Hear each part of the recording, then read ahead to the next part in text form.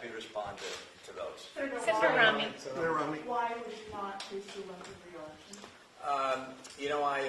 I considered my age and the fact that at the end of a second term I would be in my mid-80s, and I think it's time for guys like me to get out of the way and have people in the next generation step forward, because they're going to be shaping the world they're going to be living in. And over the last a couple of decades, people of my age, the boomers, have done pretty well for ourselves. We voted for all sorts of benefits and programs for us, and we haven't paid for them.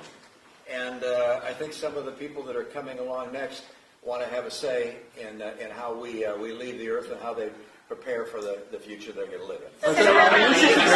Vocal Trump critic, do you feel like with him likely being on the ballot next year, it would give you trouble running for re-election?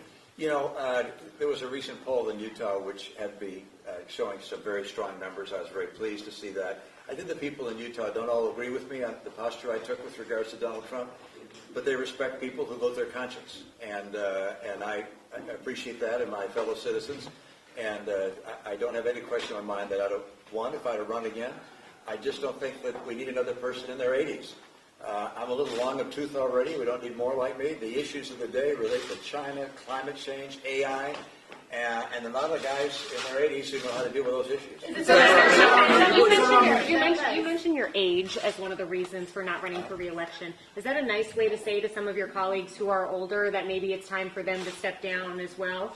Well, everybody's going to make their own decision, of course, and consider their own circumstances.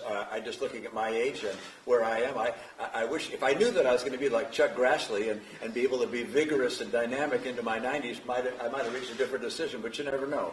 But I do think that the times we're living in really demand the next generation to step up and express their point of view, and to make the decisions that will shape American politics over the coming century. And just having a bunch of guys that were around, the baby boomers, who were around in the post-war era, we're not the right ones to be making the decisions for tomorrow. You can speak to where the Republican Party is now. When you look at the Republican Party, particularly where the House of Representatives is, do you feel like this is a Republican Party that is beholden to former President Donald Trump? Well, there's no question but that the Republican Party today is in the shadow of Donald Trump. He is the leader of the greatest portion of the Republican Party. It's a populist, I believe, demagogue portion of the party. Look, I represent a small wing of the party, if you will. I call it the wise wing of the Republican Party. And I don't believe we're going away. I think ultimately we'll see a resurgence and come back into leadership of the party.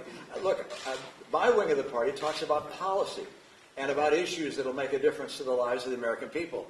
The Trump wing of the party talks about resentments of various kinds and getting even and settling scores and revisiting the 2020 election. What are the policies for the future? And my party is only going to be successful getting young people to vote for us if we're talking about the future. And that's not happening so far in that other wing. Aren't you going to lose that battle? People like you are fighting that wing of the party and stepping aside. And to add to that, you had said just that a lot of the party simply does not believe in the Constitution.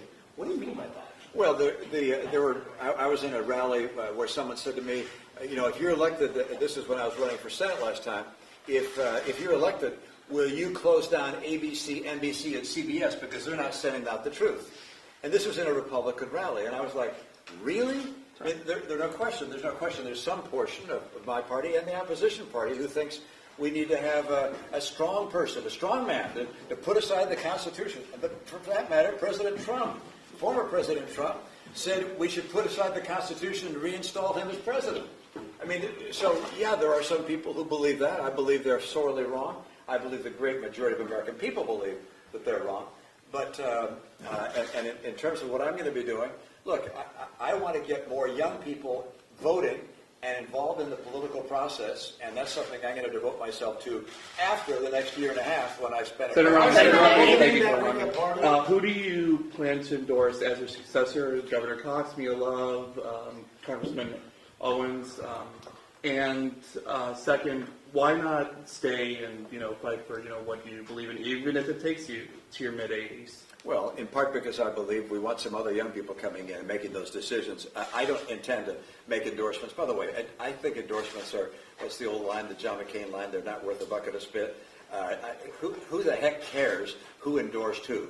You make your decision as a voter about what you think about the candidate and their point of view and their vision, and you don't care about what some other person said. So I'm not planning on. But who do you want to succeed you? I don't have a comment on who might succeed me. I hope that we get a very strong contender, and that it's someone who's a little younger than me. Senator, if you think you're too old, what about Biden and Trump, who are way older than you? Do you think they should be rerunning? Oh, I think it'd be a great thing if both President Biden and former President Trump were to stand aside and let their respective party pick someone in the next generation. President Biden, when he was running, said he was a transitional figure to the next generation. Well, time to transition. David Ignatius this morning made a strong argument that we should see that kind of a change. I think both parties would be far better served if they were going to be represented by people other than those of us from the baby boom generation. You pointed to some of your bipartisan accomplishments in your statement earlier. Are you concerned at all about the ranks of senators who are at the table forming gangs, that's thinning out? Well, we had a group of about 10 of us, and that group has dissipated a bit. Rob Portman is gone. Susan Collins has become really the ranking member on appropriations. That's got to be her focus. Then you've got Sinema, Manchin, Tester on the Democratic side. So we're all pulling in different directions these days. Coming together like we had was a very unusual thing. Look, I recognize that I had an embarrassment of riches initially, which is that as a first-term senator, I got together with a group of other folks, and we got a lot of stuff done. A COVID relief package when the White House and then Speaker Pelosi couldn't get one done, an infrastructure bill, reform of the Electoral Count Act, religious liberty protections in the Marriage Act, gun safety legislation. We got a lot done, which was a lot of fun. That's kind of unusual. And looking forward, I think it's going to be more challenging for something like that to occur again. Senator, are you going to seek elected office again? Will you run for office ever again, high office, Senate? I never imagined I would be running this time, and I can't imagine doing it again. But there's that old line from Dumb and Dumber, which is, there's a 1 out of a million shot. So you're saying there's a chance? All right. So I'm certainly not planning on that. I got no future campaigns in mind. Senator, what have you heard from some of your colleagues on both sides of the aisle when it comes to missing your leadership, missing your participation in these issues? And secondly, something you're very well going to be a part of, potentially, is another impeachment trial in the Senate, this time with President Joe Biden. What's your response to that? Well, I have been heartened today as I've received texts from a great number of my colleagues saying they're going to miss me. I appreciate that. I was heartened by the poll in Utah a couple of weeks ago that was very, very encouraging as well, with a very positive approval rating. That feels good. Following the George Costanza lead, which is you leave when they're laughing, you leave when they're wishing you would stay. And I really don't want to be in an institution where people are saying, why is he still hanging around? Speaking of that, Senator, and so I'm going to continue to work over the next year and a half to really address the big 3 or 4 issues: immigration, the level of our debt we have, a climate change strategy, and a strategy to deal with China. What about an impeachment, on another impeachment trial potentially? I know the House is beginning an impeachment inquiry. I haven't heard any allegation of something that would rise to the level of a high crime or misdemeanor. I think it would be very unusual to actually see a referral of impeachment. I don't expect that to happen. They can inquire and see if there's evidence that shows something else. I don't think they'll find that. I don't know. But there's been no allegation of that. And any hint of that has been denied by the president. So I'm not expecting that to occur. Senator, can you talk about your legacy and how you want to leave before people, as you said, are laughing at you? What would you say to some of your colleagues who have been experiencing? They were laughing at George Costanza, yes, not yes. me. Sorry. They laugh at me too, but that's a different matter. What do you say to some of your colleagues, including the Republican leader Mitch McConnell and Senator Dianne Feinstein, who are going through their health diagnosis and facing criticism to step down? Well, in their position, for instance, take Mitch McConnell. He's the leader of the Republican caucus. What he's able to do at his age is really extraordinary. I mean, and I'm a first-term senator. Even as a second-term senator, I would not be a committee chair or a ranking member.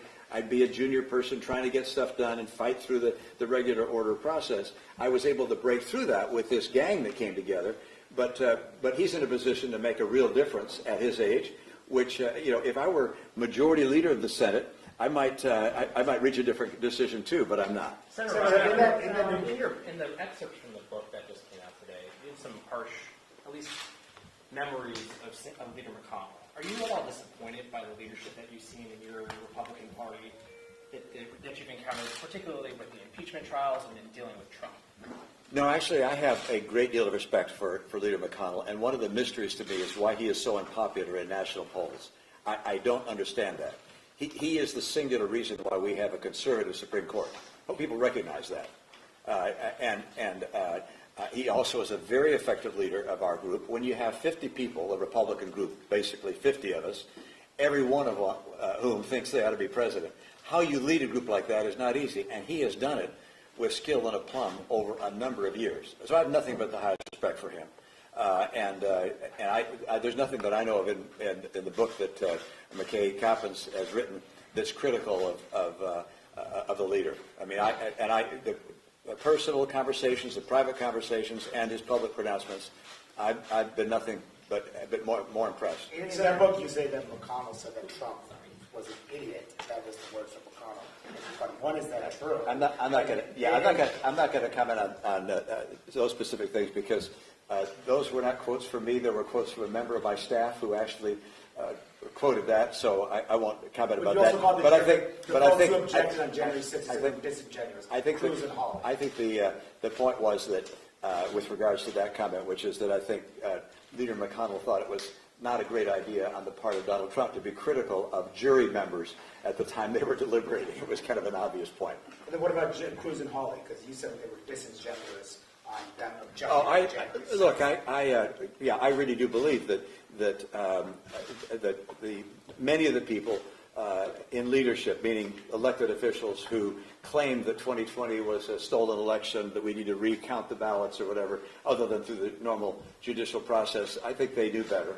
And I have expressed that numerous times. That's not a surprise. Look, democracy requires belief and credibility in elections, and so people who are casting aspersions on our election process are threatening one of the bases of our very foundation. So, I was critical of that and continue to be, and I'm sure they wouldn't be surprised to hear it again. Are you worried another January 6th could happen after this election? Is that part of it?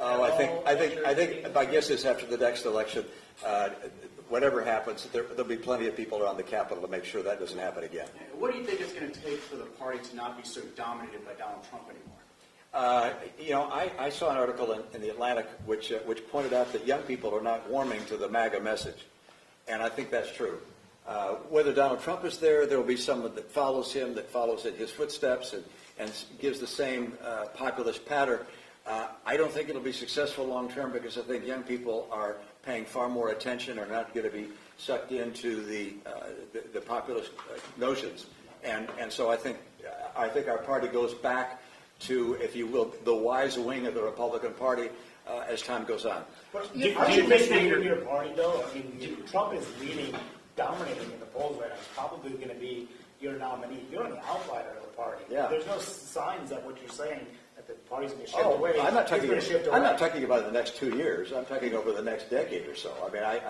I mean, populism doesn't work. I quote that M.L. Mencken line, which is to every complex problem, there's a solution which is simple, clear, and wrong. And unfortunately, that's what we're hearing. And again, on the Trump wing of the party, I haven't heard policy other than saying we're going to build a wall. And by the way, he was president. He was president for 4 years. He built 50 miles. What did he get done? I said, well, how about the tax change? Well, the tax, that was Paul Ryan. That wasn't the Biden plan. He did, of course, he had a health care plan. Remember that? Everybody's going to have low-cost health insurance that was fabulous. Never proposed. Never saw. He was in 4 years. So it's not a policy-centric approach, and if you don't have policy to match your rhetoric, ultimately it's not going to be successful. Senator, in that case, in McKay's article, you mentioned, or it's mentioned that you've spoken to Joe Manchin about possibly starting a third political party. Is there any interest in that, or is that sort of died out? Oh, that was several months ago. Who knows what might happen? I think Senator Manchin is looking more closely at no labels at this stage. I can't speak for him, but Joe and I speak a good deal, and I raise ideas with him. I actually think a third-party candidate would make it more likely that it's just a spoiler and it would not be successful in electing someone. So that's not. What was your biggest regret in your career? Question. You say that you want to step aside and let the new generation come in. What Yeah. are you doing about that? What am I doing about that? Stepping aside.